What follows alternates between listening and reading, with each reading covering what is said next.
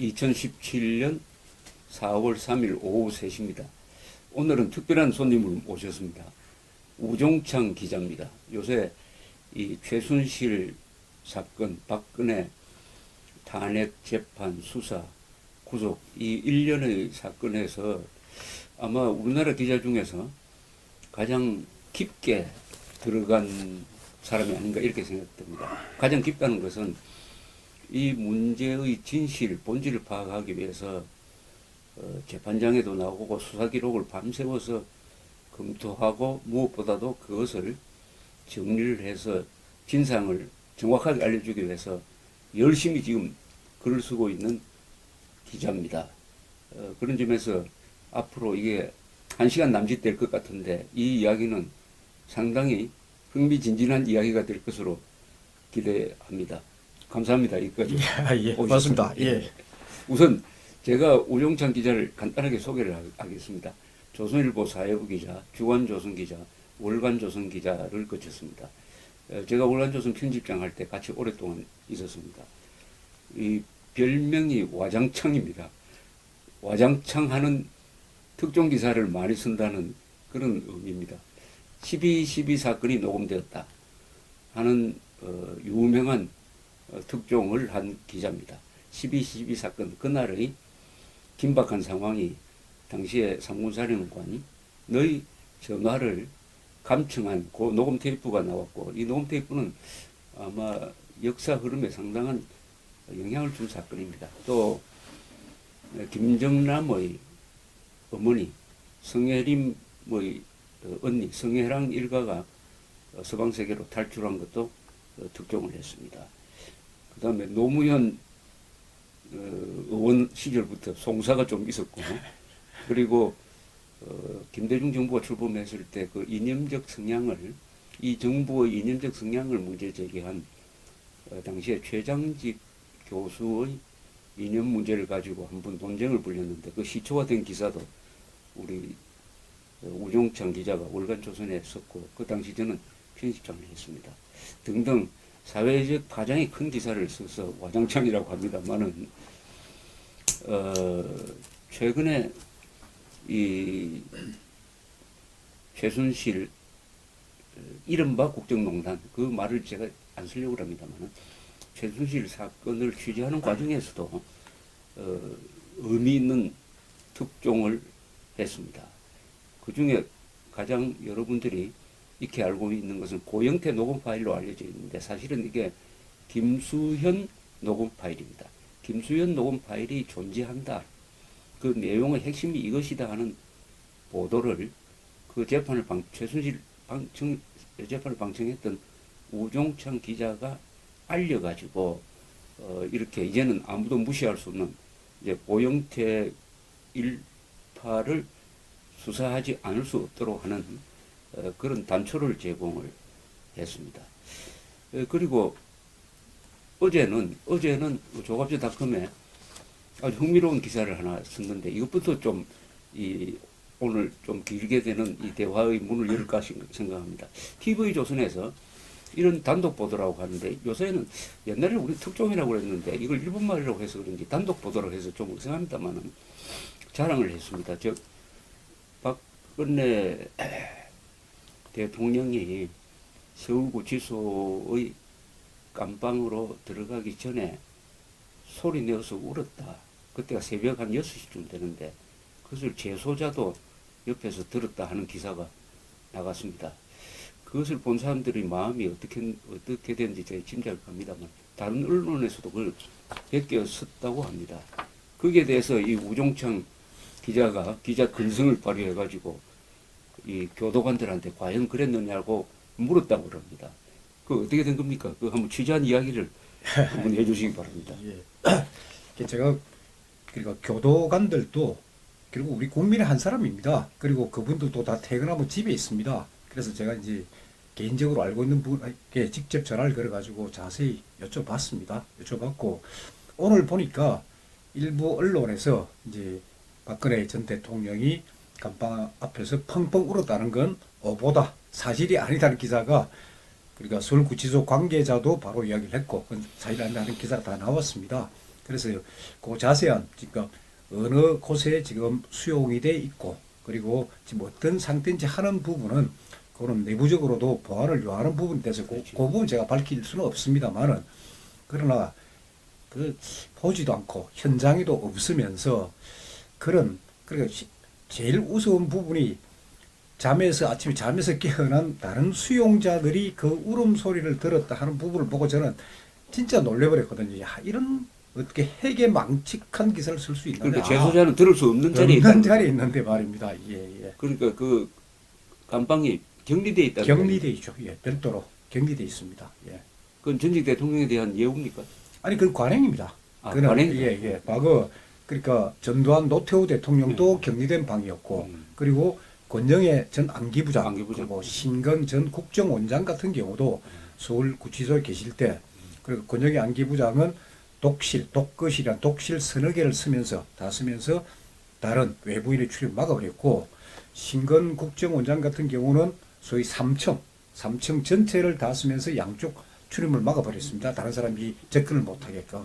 예, 그건 관행이지 절대 특혜는 아니고 또 과거 김대중 대통령이 야당 당수 시절에도 그때는 성동구치소에 계셨는데 그거는 또 일반 수용자들이 수용돼 있는 방하고 다른 곳 그러니까 그래서 바로 김대중 씨는 야당 당수 시절에는 구속된 적이 없는데. 구속된 적이 있습니다. 아, 그거는 저 5.17 사태, 사태 직후에 예, 예. 되었는데 그 야당 그러니까 그때 야당 당수라기보다는 뭐 하여튼 야당이라고 그 시절 이야기하는 것 같은데 알겠습니다. 그런데 그 기사를 저도 읽어보니까 전해졌다 이렇게 돼 있었다고 그죠? TV 조선의 기사를 보면은 예, 전해진다. 전해졌다 해가지고 예, 이 예. 출처가 명확하지 않는데 그 기자한테 확인 전화를 했죠. 예, 제가 그 담당 기자한테도 확인 전화를 했고 설명이 그리고 뭡니까? 이제는 그러니까 뭐 이른바 주류 언론 또 소위 종편에서 보도하는 내용들이 사실과 다를 경우에는 우리가 사실과 다르다고 지적할 게 아니고 그 기사를 쓴 기자 이름을 밝히고 그렇죠. 그 기자가 책임을 느끼게끔 그래서 저도 그 기자한테 직접 전화를 했습니다. 전화를 다 해가 물어봤습니다. 확인을. 하니까 딱 이야기는 한마디로 그겁니다. 자기 취재한 내용 외에는 말할 게 없습니다예요. 그래서 그 방이 그러니까 박근혜 전 대통령이 지금 그 수용돼 있는 그 방이 소위 말해가 외부로부터 격리되어 있는 사실을 아느냐 당신 그런 사실이라도 알고 썼느냐 네. 그렇다면 다른 수용자들이 들을 수 없었을 거 아니냐 그런 합리적인 의심 같은 것도 해봤느냐 하니까 그렇게 대답 안 합니다. 예. 근데 이것은 전직 대통령이 더구나 박근혜 대통령이 그 눈물을 잘 안 보이는 사람인데 그렇죠. 예, 예. 여기 칼을 맞고도 담담했던 예. 사람인데 펑펑 울었다는 식으로 되어 있으니까 이 박근혜 대통령의 이미지가 실추되는 것은 물론이고 우리 국민들이 가지고 있는 어떤 명예 감정에도 이게 영향을 주는 건데 예, 예. 이것이 만약 자신이 없으면은 예. 거의 단정적으로 보도했으니까 단독 보도라고 했으니까 예. 전해졌다고 하더라도 TV조선은 이게 사실이라고 단정한 게 사실입니다. 그죠? 그렇다면 여기에 대해서 이게 뭐 정정을 하든지 해명이 있어야 된다고 생각합니다. 예, 그렇습니다. 이게 지금 최순실 마녀사냥 박근혜 인민재판의 분위기 속에서 박근혜 최순실은 아무리 비방하고 거짓말 보도를 해도 방어가 불가능하다. 마음 놓고 지금 5개월 동안 한 거 아닙니까? 그렇습니다. 예. 예, 예. 이래 되니까 기자들도 나태해져 가지고 뭐 소설을 쓰든지 과장을 하든지 해도 그 돌아오는 공격이 없으니까 마음 놓고 하고 있는데 우리라도 예. 우리 우종찬 기자라도 이렇게 그 버릇을 좀 고쳐주는 행동을 브레이크를 언론 견제를 계속 해주시기 바랍니다. 네, 그러니까 언론에서 지금부터는 제가 언론에서 완벽한 오보일 경우에는 그 오보를 쓴 기자의 실명 그리고 직접 인터뷰까지 해가지고 그걸 다 밝힐 생각입니다. 결국 본인이 책임을 느끼게끔. 앞으로 우종창이라는 이름이 저승사자가 되겠는데 언론계에는 원래 저승사자가 없습니다. 언론처럼 저는 취재 경쟁이 치열하고 기자는 무엇보다도 시간을 다투니까 그 시간 다투는 걸 우리가 마감 시간이라고 그러는데 그걸 영어로는 데드라인이라고 그럽니다. 예, 예. 사슴이란 뜻이에요. 그런데 실수를 할 수 있어요. 저도 기자 생활 47년 하면서 마감 시간 때문에 부정확한 기사를 쓴 적이 있습니다. 그러나 실수였다, 오버였다라고 밝혀졌을 때는 예. 반드시 고쳐야 됩니다. 그렇죠. 예. 이 고치는 것을 하지 않으면 그때부터는 이건 언론기관이 아닙니다. 예, 예. 선동기관밖에 안 되는 거예요. 요게 경계선이라고 생각을 합니다. 우종창 기자나 저나 우리 한 두 사람 기자 생활 한 연도를 합치면 한 60년 될 거예요. 60년. 그러니까 길게 한 기자의 호소입니다. 사실은 지금 언론계에 대한 호소니까요.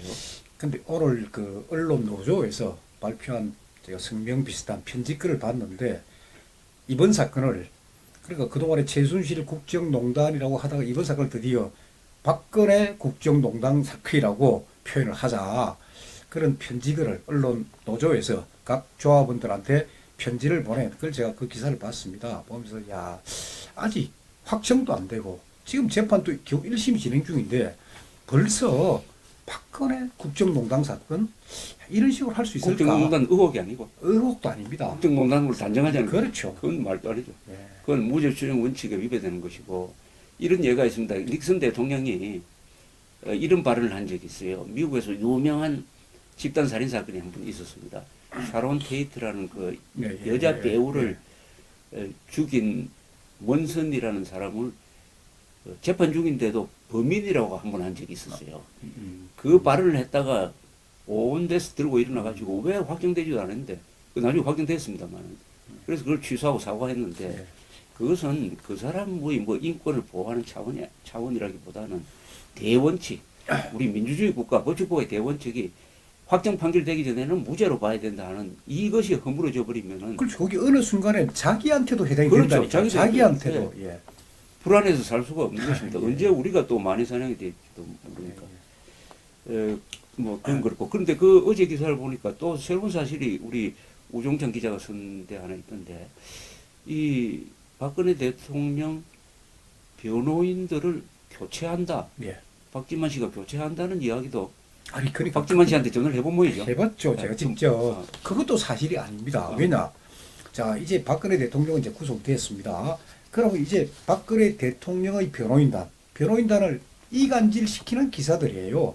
그 기사를 소위 지상파 방송이 제일 먼저 했습니다. 지상파 방송에서 그걸 하고 그러니까 종편에서 따라가고 그러면서 이제 박근혜 대통령 변호인단이 이제 소위 말해 분열됐다 하는 부분인데 아니 저도 너무나 이상해가지고 제가 그 박지만 회장한테 직접 전화를 했습니다. 하니까 자기는 그 누님 옥바라지를 내가 하는 거고 하겠다는 그 의사를 밝힌 거지 변호인단 교체 그 이야기는 저는 한 적이 없습니다. 그런 이야기예요. 그러니까 이제는 이제 대통령은 어쨌거나 구속되었으니까 이제 그 다음 타겟은 변호인단부터 대통령을 비호하는 그러니까 예를 들어 SBS가 지난 토요일 날 그것이 알고 싶다 해서 결국 태극기 집회 이분들을 비난하는 그런 특집을 다루고 이제는 태극기 집회의 무력화 변호인단의 무력화 이제 대통령 주변의 모든 손과 발을 이제 다 묶든지 자르겠다 지금 그렇게 나오고 있습니다. 안 그래도 토요일 날 그 SBS에 태극기 집회를 비하하는 프로가 나왔고 저 이름도 거론되었다는 이야기를 들었는데 이번 한국 언론의 이 역사상 유례가 없는 오보, 조작, 선동, 편향 보도 사태에서 특히 반드시 우리가 따져야 될 언론사가 몇 군데가 있습니다. 첫째는 조중동입니다. 조선일보, 중앙일보, 동아일보. 그 다음에 4대 종편입니다. 4대 종편. 그리고 거기에 반드시 SBS를 붙여야 됩니다. 그래서 저는 3, 4S. 3, 4S. 조중동, 4대 종편, SBS. SBS 문제는 뭐 저도 할 이야기 많지만 이 자리에서는 아니요 특검의 수사 기록 그러니까 증거 목록에 보면은 SBS 보도가 굉장히 많이 붙어 있습니다. 예, 많이 붙어 있습니다. 아니 그건 뭐 진실을 보도해서 많이 붙은 거 아니에요? 아니죠. 진실 보도가 아니고 저도 봤을 때 SBS 이 보도는 좀 이상하고 잘못됐는데 그런 보도 내용을 증거인 양 특검 수사 기록에 다 붙여놨습니다. 이 SBS는 잘 아시겠지만 출발부터가 노태우 대통령 때 설립이 됐고 어떻게 보면은 우파 정권 덕으로 지금 운영되고 있는데 요사이는 좌파 집권을 바라는지 모르겠지만은 지금 이념적으로 그 회사도 아마 승계가 저 아들한테 뭐 경영권을 넘기는 이런 과정 속에 있다고 들었습니다만은 제가 그 SBS 기자들한테 물어봤습니다. 아니, 당시 때들도 기자인데 SBS 보도가 왜 이래 사실과 다르냐?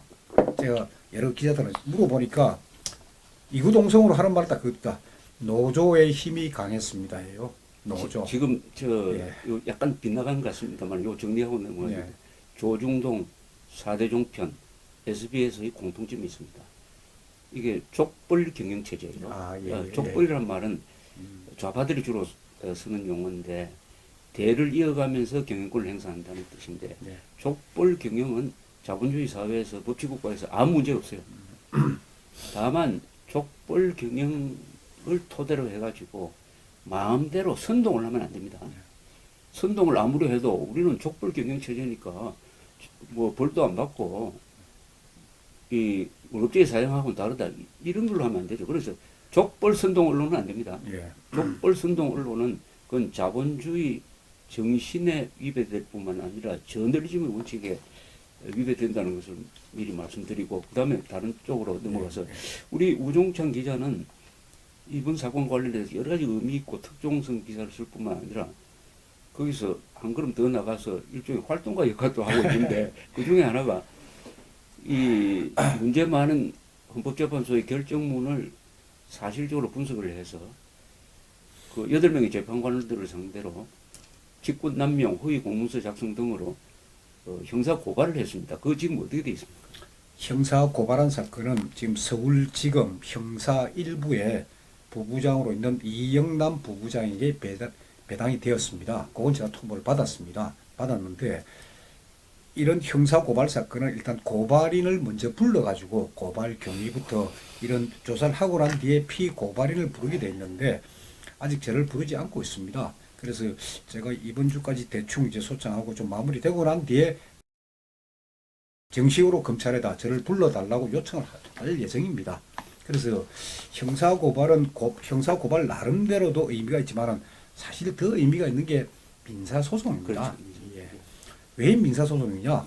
민사소송도 이 형사고발을 근거로 제가 제기를 했는데 민사소송을 아마 이번 주 수요일쯤 소장이 들어갑니다. 소장이 들어가고 난 뒤에 이게 재판부가 배정이 되고 그리고 한 달 동안 헌법재판관들이 아무런 반론을 하지 않으면은 우리나라 같은 경우에는 소위 무변론 판결이라 해가지고 상대방이 대답을 안 해? 그러면은 재판부에서 직권으로 판결을 해버립니다.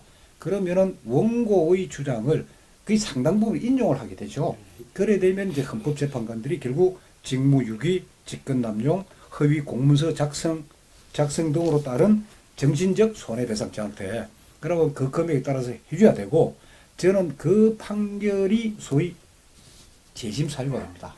헌법재판소에서. 그러니까 헌법재판소는 단심이지만은 형사소송법, 민사소송법에 준용해서 하기 때문에 형사소송법과 민사소송법에 재심 규정이 있습니다. 그 재심 규정에는 판사나 검사가 제대로 자기 직무를 못했을 경우 예.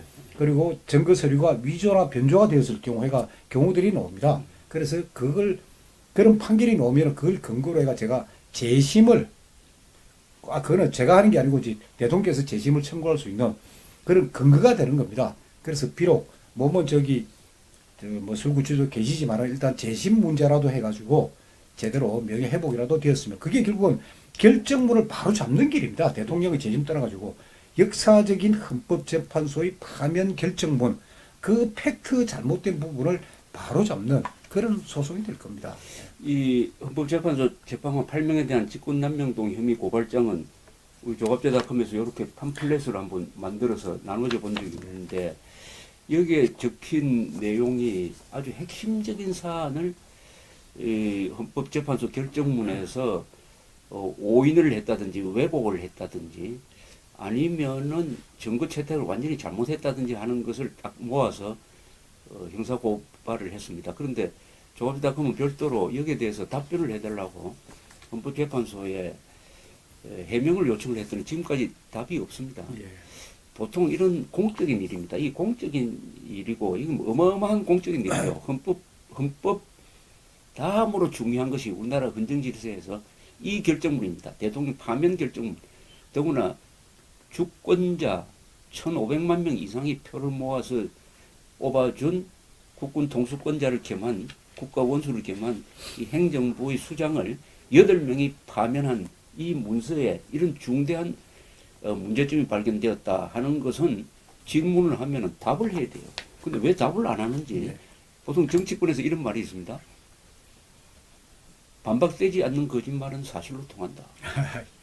이것을 적용하면은 이걸 다 헌법재판소가 인정한다는 건지 막 그건 그렇고 근데 이번에 지금 제가 이제 거론했던 그런 쪽으로는 지금 공개를 했기 때문에 사실 한 4가지, 5가지인데 제가 추가 형사 고발을 하겠다고 이야기를 하고 그 이후에 제가 찾아보니까 한 5가지, 6가지 돼 있습니다. 돼 있습니까? 결정적인 팩트가 틀린 게 돼 있습니다. 돼 있고 그거는 일단 제가 이제 민사소장에 다 넣을 겁니다. 그럼 민사소장은 이런 결정적으로 팩트, 사실관계가 틀린 부분을 하나하나 따져가지고 그럼 요 부분에 대한 책임은 얼마, 요 부분에 대한 책임은 얼마 해서 전체 배상액이 나오게 됩니다. 자 우리가 이게 팩트가 틀렸다는 말을 하는데 예. 이게 참 엄청난 이야기인데 왜냐하면은 오기 전에 저는 2년보다나 10년보다 더 팩트가 중요하다고 생각합니다. 예. 사실관계죠. 그러니까, 모든 게. 예. 그러니까 생각은 다를 수 있지만은 사실은 신성한 겁니다. 예. 사실은 뭐냐 1 더하기 1은 2다. 예. 뭐 이런 이야기인데 이게 어떻게 결정문에서 단 하나라도 틀릴 수 있느냐. 이건 절대로 있어서는 안 될 겁니다. 완전 무결해야 돼요. 예. 그런데 팩트가 왜 틀렸는지 예를 한두 가지 들어줬으면 좋겠는데 왜 이렇게 틀렸습니까 이게? 그걸 결국 기록을 첫째 기록을 안 봤다는 거고 첫째나 제가 봤을 아니, 때는 저 헌법재판관들이 예. 이 관련 기록 관련 기록이 어마어마한 그 음악 기록을 제대로 보지도 않았고 제대로 읽지 않았다는 읽지 겁니다. 않고 언론에 그 사람들도 언론에 이미 세뇌가 되었다. 언론에 보도를, 영향을 받았다. 언론 본 걸 보이고 예, 예. 또 사실 이제 옛날에 법조에 오래 출입했던 원로 언론인입니다. 그분하고 제가 이제 질의해서 물어보니까 그분 말씀도 결국은 이 헌법재판소 결정문은 한 연구 판사가 그래 헌법재판관도 아니 한 연구 판사가 아주 재판연구관, 재판계니까. 그렇죠. 연구판사, 재판연구관 그분이 아주 급하게 썼다는 그런 느낌이 들고 자기가 법조 출입을 오래 한 경험에 비춰볼 때 그게 맞는 것 같아. 그러니까 어느 헌법재판관도 사실 기록을 보고 사실관계를 파헤치겠다는 것보다는 그냥 누가 대신 대필하고 우리가 그냥 사인하겠다. 그런 식으로 간 게 아닌가. 제가 구체적으로 하나 아주 잘못된 예를 하나 든다면 이제 최순실이라는 사람을 나쁘게 말하기 위해 가지고 이제 최순실이가 조카 며느리를 소위 KT라는데 그 소위 상무로 집어넣었다 하고 헌법재판소 결정을 한줄 촥 놓습니다. 그런데 그게 조카 며느리가 아니에요. 아닙니까? 그러니까 조카의 친구의 아내입니다. 이 여자가 조카의 그럼 사돈의 팔촌도 안 되는 그렇죠. 친구의 아내인데 부인인데 그거를 헌법재판소 결정문에는 최순실의 조카 며느리라고 표현합니다. 그러니까 그런 것들을 지금 제가 계속 발견하고 팩트 관계를 보고 있기 때문에 야 이거를 기록을 읽어보면 다 나오는데 왜 이런 실수를 했을까? 그리고 헌법재판소 결정문을 제가 노무현 대통령 그때 탄핵 그 있었을 때 결정문과 비교를 해보니까 네, 네. 노무현 대통령 그 결정문은 상당히 법률가가 아주 치밀하게 썼습니다. 예. 거기에 보면은 결국 노무현 대통령도 결론적으로 딱 결론부로 와가지고 헌법 제 몇 조 위반했고 법률 공직선거법 제 몇 조를 위반했다는 구체적으로 나옵니다. 그렇지. 그런데 이 박근혜 대통령 같은 경우에는 한참 나이라고 헌법 몇 조 위반, 법률 몇 조 위반이 없습니다. 그러면 헌법 수호 의지가 없다든지 예. 뭐 이런 두리뭉실하게 그렇죠. 그래 하면 안 되죠. 안 되지. 헌법 제 몇 조 위반, 법률 제 그렇죠. 몇 조 위반, 구체적으로 무슨 법률 위반 그게 나와야죠. 그게 나와야죠. 예. 더구나 첫 문장이 이 헌법재판소 이번 결정문의 첫 문장은 말하자면 적신하지 않았지만 TV조선 보도를 아 그러니까 자, 중심으로 예, 첫 문장을 시작하는 거죠. 그렇죠. 예. 노무현 대통령의 탄핵 결정 첫 문장은 국회에서 그렇죠. 탄핵 소추 의결이 헌법재판소에 들어왔다. 그렇죠. 거기에 따라서 우리는 소위 말해가지고 이 사건을 심리했다. 근데 박근혜 대통령 같은 경우는 제일 첫 문장이 언론 보도가 있었다. 그렇지. 제일 첫 문장이 정경련이 돈을 거뒀다는 언론 보도가 있었다가 첫 문장입니다. 근데 국회가 아니고 정경련입니다. 예. 우리가 글을 많이 써본 입장에서 그 차이는 굉장히 중요한 겁니다. 예, 첫째는 예. 뭐냐면은 이 재판관들이 언론의 영향을 많이 받았다는 뜻이에요. 예, 예. 사실은 재판은 언론의 영향을 받으면 안 돼요. 예. 뭐 우리 미국 재판 과정을 잘 보면은 거기 배신문으로 선택이 되면은 신문 방송 못 보겠다고 하잖아요, 그죠? 예. 그런데 첫 문장이 기사문을 인용하는 것으로 시작됐다는 것은 이분들이 언론의 영향을 많이 받았는데 이 언론이 완전히 이 마녀사냥 인민재판식으로 간 그 언론의 영향을 많이 받았다는 예. 자기의 자연스러운 고백이라고 생각을 합니다. 그러니까 거기에 제가 또 하나 지적했지만은 자 최순실이라는 여자의 출입국 기록에 붙어 있습니다. 물론 딱 2페이지예요. 얄팍하게 붙어 있습니다. 그러면은 우리가 중요한 게 그런 범행이 있었다, 그런 모의가 있었다면은 그때 이 사람이 그 현장에 있었을까, 아니면 없었을까 하는 거 굉장히 중요하거든요. 그러니까 검찰에서도 소위 미러, K스포츠, 다음에 이런 움직임이 있을 때 최순실이 과연 어디에 있었는지 제가 출입국 기록을 보니까 최순실은 한국보다도 주로 해외에 많이 있었습니다. 그러니까 그걸 보니까 검찰도 자기네들은 7월 달에 뭐 대통령하고 사전 모의해서 이래 한 걸로 보이는데 소위 출입국 기록 보니까 7월 달에 한국 없단 말입니다. 그러니까 아이고 그 무렵 이런 식으로 얼버무리하는데 헌법재판소 재판관들은 그 출입국 기록 수사 보고 2페이지짜리 2페이지니까 20만 페이지 중에 2페이지는 눈에도 안 띕니다. 그러니까 안 보니까 그냥 자기네들 머릿속에 이미 그 고정사실화되어 있는 그걸 그냥 집어넣은 거예요. 그러니까 제가 볼 때는 그건 헌법재판관께서 쓰신 건 아니고 이거는 그 밑에 계신 어떤 연구관이나 이런 분이 선거를 추인한 형식으로 가지 않았느냐 저는 그렇게 보고 있습니다. 자 이제 민사소송하는 방법이 그 오태희 변호사가 소속된 네.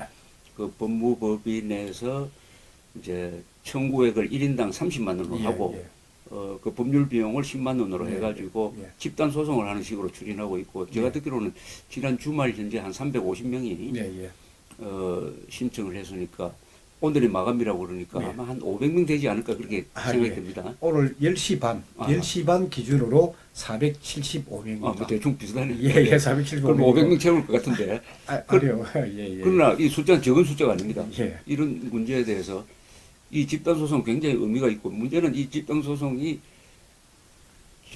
헌법재판관들의 설명을 그렇죠. 극도로 해명을 유도하는 한다는데 이게 문제가 있고 이걸 통해서 의의가 있죠. 예. 이 결정문의 정당성, 정확성이 법리적 합당성이 반드시 논의가 된다는 것은 이것은 한국 민주주의 법치의 발전을 위해서 반드시 필요한 거라고 생각합니다. 그렇죠. 헌법재판관들이 자 우리는 이걸 근거로 이런 사실로 적었다. 그렇죠. 그럼 저는 그거는 잘못된 겁니다. 이런 증거가 있습니다. 그런 논쟁을 붙어가지고 이제 이 대통령 파면은 이 결정문이 진짜 역사적 기록문이 되려면은 그런 사실관계, 날짜 하나, 시간 하나, 사람 이름 하나도 정확히 쓰기를 저는 그겁니다. 그러니까 이것은 보통 재판이 아닙니다. 이 결정문도 보통 결정이 아니지만 여기에 정면으로 문제를 제기를 해가지고 그 부정확성과 부당성을 알리는 이런 노력 자체가 대한민국이 법치주의가 살아있고 아직 숨이 안 끊어졌고 민주주의가 살아있다는 것이니까 여기에 참여하는 사람들이야말로 정말 이 사람들은 민주투사입니다. 민주투사가 꼭 화염병 던지고 뭐 감옥에 가야 민주투사가 되는 것이 아니고 우리가 가지고 있는 법치 민주주의의 도구를 우리가 활용을 해가지고 무조건 승복하라고 그러는데 지금 우리는 승복할 권한과 의무가 없는 사람이에요. 이미 박근혜 대통령은 승복하였으므로 청와대를 떠났고 지금 구속돼 있는 거 아닙니까? 그죠? 그분도 진심으로 승복한 것이 아니라 그 효력에 대해서 승복한 겁니다. 효력. 진심으로 승복 안 했으니까 언젠간 진실발라고 하는데 승복하라고 무슨 헌법 재판 결과에 대해서 승복할 권한과 의무가 있는 우리 보고 승복하라고 하는 것은 그것은 양심의 자유를 짓밟겠다는 건 전체주의적 발상이에요. 독재적 발상입니다.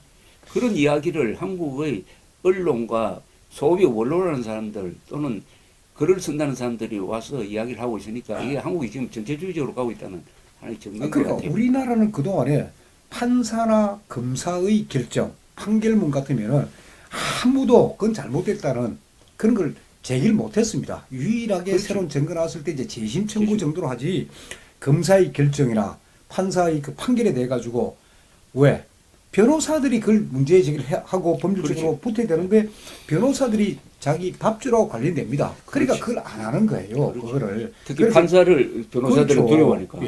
그런데 형사소송법에는 판사나 검사가 그 직을 제대로 수행하지 못했을 때는 고발의 대상도 될 수 있고 탄핵의 대상도 되지. 예, 탄핵 대상도 되고 그리고 소위 말해서 손해배상도 청구할 수 있고 그런 대상입니다. 그렇습니다.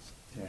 그러니까 이번 우리 일련의 과정을 거치면서 우리가 과연 민주주의 국가 내 하는 회의를 들게 하는 것은 특히 검사 판사들이 언론의 영향을 받아가지고 법의 원칙을 스스로 무너뜨리는 이런 고소장 이런 기소장도 쓰고 결정문들을 쓰는데 경악을 했고 그리해서 아 이게 법치주의가 죽었다고 이렇게 이야기할 정도가 되었는데 이 일련의 상황을 최순실 마녀사냥과 박근혜 인민재판이라고 하는 그 뜻은 최순실의 인권과 박근혜의 인권, 헌법이 보장하는 개인적 기본권이 무너졌다는 뜻 아닙니까? 예, 그렇습니다. 이건 인권 문제입니다. 저는 인권 문제, 이 사건을 한마디로 말하면은 인권 문제고 이번에는 최순실, 박근혜가 당하지만은 어떤 경우에는 저도 당할 수 있고 우기자도 당할 수 있고 국민 모두가 당할 수 있습니다. 아니 대통령이 이렇게 당할 정도면은 당할 정도면은 예. 그게 살아남을 사람이 누가 있습니까?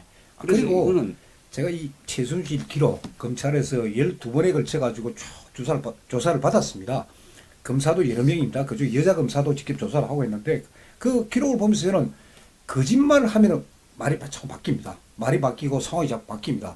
그런데 그 진술 조서를 읽으면서 야 상당히 진술이 일관성이 있다. 아 이런 부분은 본인이 속였지만 아 이런 진술을 보면 일관성이 있다. 그러 보이는데 나머지 다른 사람들 장시호다, 김종희다, 예를 들어 안종범이다, 정호정이다 이런 사람들 보면은 자기가 직접 본 게 아니고 들은 내용들이에요. 직접 본 거하고 들은 거는 다르죠. 그런 주장들인데 야 이거는 제3자의 그 진술 그렇다면 이 사건은 한번 충분히 다투어볼 사안이 있는 거지 왜 유죄라고 왜 마녀라고 왜 대통령이 이 국정농단 사건 주범이라고 이렇게 벌써부터 단정 짓느냐 이거죠. 기록이 20만 쪽입니다. 이 참 일일이 이게 다 봐야 됩니다. 예, 예. 그러니까 이 순간에 우리 국민들이 조금 차분하게 생각할 필요가 있을 것 같아요. 그러니까 지금까지 5개월 동안 최순실을 세계 언론사상 한 여인에 대해서 이렇게 무지무지한 융단 폭격이 있었는데 그러면은 뭐냐? 최순실이가 무슨 사람을 죽였느냐? 예. 간첩질을 해가지고 예. 국가 정보를 북한으로 보냈느냐? 예. 아니면 어느 기업체로부터 현금을 한 10억, 20억 받았느냐? 아, 그리고 밥을 얻어먹은 적이 있는지 뭐 최순실이가 이런 예를 걸 들어가지고 다 말입니다. 예. 이게 하면은 그것도 아니고 이것도 아니고 저것도 아니고 그럼 남은 예. 용서하지 못할 최순실의 범죄나 실수는 뭐냐 예. 하는 것을 한번 생각해 보기 바랍니다. 그러나 반드시 있을 것입니다. 예. 뭐 최순실이 잘했다는 게 아니에요. 예. 아니 그러나 그러니까 사실에 입각에 잘못된 부분들 그렇죠. 돈을 받았다든지 그런 부분에 대해서는 처벌을 받아야죠. 그런 그렇죠. 부분은 예. 예, 예. 그런데 입증을 해야 됩니다. 예. 그것과 지금 알려진 이 그것과 사이에는 실체와 일종 허상 사이에는 너무나 큰 게 있다는 이런 지금 실체와 말씀을 드리는 겁니다. 언론 보도 사이입니다. 예, 예. 말씀을 드리는 예. 겁니다. 박근혜 대통령이 완전하게 결백하다든지 최순실이가 억울하다는 게 아니에요. 그 사람들이 맞을 매가 10대 같으면 10대를 때리는 게 이게 정의지 10대 맞아야 될 사람을 죽여버린다든지 타살을 해버린다든지 병신을 만들어버리면 안 되는 거죠. 그렇죠. 그리고 이 그런 사건의 이야기를 하고 구도를, 예, 있습니다. 이 사건의 구도를 보면은 자 최순실은 정호성한테 하루에 3번, 4번씩 전화통화 했습니다. 부탁도 했습니다. 그러면 정호성이가 대통령한테 했느냐? 안 했습니다. 그런 증거도 없고. 대부분은 안 했겠지. 몇 개는 아니죠. 했겠지. 예, 뭐 몇 개를 했으면 좋겠는데 아직 그건 안 들어가 있습니다. 다음에 최순실하고 안종범은 전혀 모르는 사이입니다. 모르는 사실이에요. 전화통화 한 적도 없습니다. 그러면은 정호성 비서관한테 예를 들어가지고 어느 기업체에 좀 서류 좀 제출해 달라 하면 정호성 비서관 대통령한테 보고 안 하고 안종범 수석한테 이거 좀 해주세요 하면 그럼 안종범 수석이 당당하게 법정에서 말입니다. 아, 이건 내가 대통령에서 그렇죠. 대통령 시킨 걸로 생각하지 않을까요? 정호성한테는 받아가지고 이래 했다면 되는데 아. 모든